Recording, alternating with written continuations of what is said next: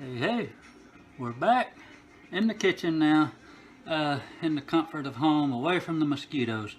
And I've identified this mushroom with the books and some online sources. And I'll just show you before I start cutting it up. I'm going to do this simple because I want to taste the mushroom, see what we're working with. I'm going to use butter, and a guy on the internet suggested using red wine. I don't have any red wine, but I do have this leftover, so white Merlot. I think it'll work just fine. And I'd like to mention a guy that I really like to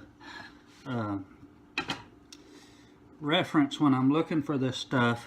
There's a YouTube channel called Learn Your Land, and Adam Harrington, I think is the guy's name, does a really good job of breaking this stuff down, going over lookalikes and all that.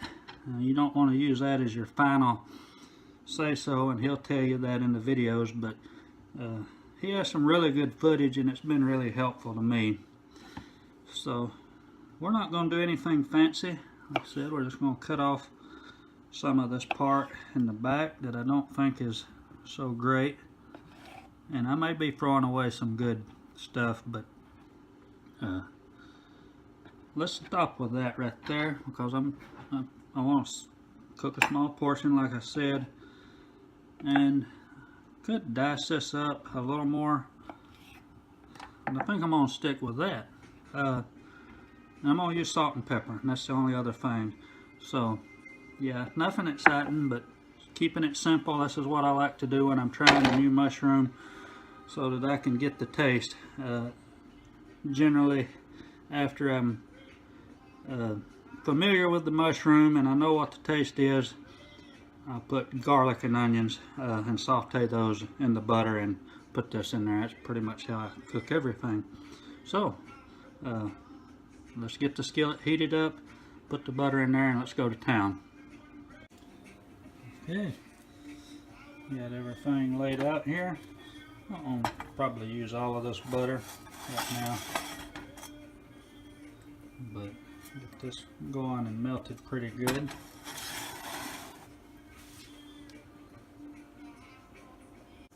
Okay, I threw a little piece of mushroom on there, and it looks like it's sizzling.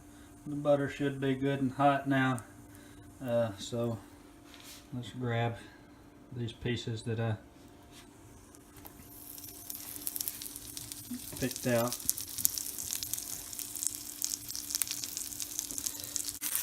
Okay, you can see they're cooking right along. Something else I want to mention, Adam Harrington was actually mentioned on his video that I watched a while ago. The chicken mushroom especially, you want to make sure that you cook this thoroughly, as even though it is edible, it can cause indigestion if not cooked thoroughly. So I guess treat it like it was actual chicken. You don't want to eat that unless it's thoroughly cooked. But it's got a nice color to it. Okay, so you saw that I flipped it one time. This is a few minutes later. I'm going to flip it over again, and I think I'm going to add the wine right now, and maybe even add the salt and pepper. Of this butter that I used, the salted butter, and you probably won't have to add as much salt. Alright, here's the wine. I don't really know how much to add. I never do get this right. Woo, it looks good. I think I'll stick with that.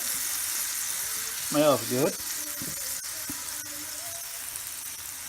Like I said, let's add a little salt and pepper.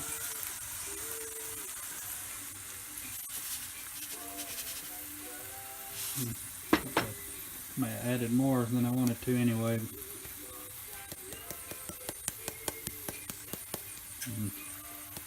Nearly out of pepper. Anyway, we'll let that go a minute and probably flip it on the other side and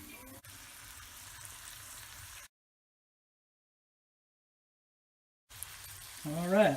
So it's not been very long, but long enough. Let's flip it.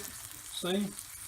You know, this actually looks kind of like chicken now that it's getting done.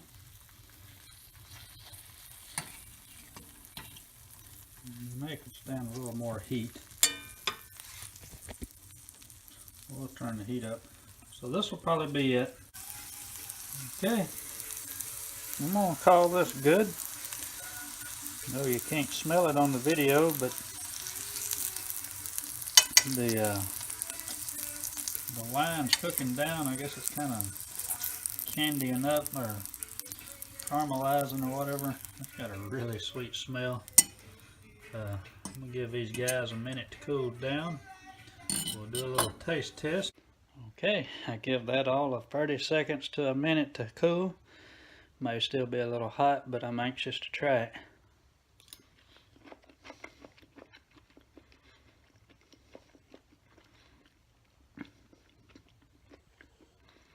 Okay, so it does have a meat flavor. It's really good. I don't know if it's the wine. I should have thought about that, or maybe it's the mushroom. It has a little, I don't know how to describe it, a little wang, not in a bad way. So yeah, it had a little wang to it. It's a good thing, not a bad thing, but yeah, I could see that it has a strong enough flavor on its own that I think it could cook with other things, a little stir fry or something. The garlic and onions that I usually use would probably be excellent with it. So I still have all of this. There you go. Chicken of the woods mushroom fried up, and that's the first time I ever cooked it, found it, and really glad. That was cool. All right.